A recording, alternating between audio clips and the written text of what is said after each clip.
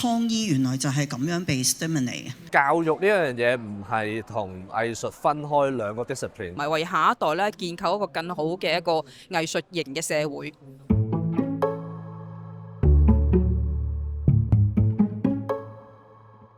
一齊 unlearn 啲嘢，即係藝術。如果要跨界嘅時候，覺得見到一啲基本素質就係我哋要去 unlearn 緊自己本身嘅 art form，去融入緊同其他人個對話裏邊。先由教育開始，我哋走埋一齊傾下偈，透過教育去傾偈。做藝術其中一個好核心嘅目標，其實就係學習。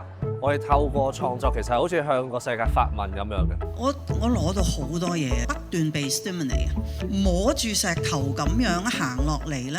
但係創意原來就係咁樣被 stimulate。教育呢樣嘢唔係同藝術分開兩個 discipline， 而係本身從事藝術嘅創作本身已經有教育嘅元素喺入邊。藝術家能夠睇到藝術嘅呢個面向好重要。如果更多藝術家能夠進入呢個教育行列嘅話咧，整個社會咧都係個藝術氛圍啊，同埋為下一代咧建構一個更好嘅一個藝術型嘅社會。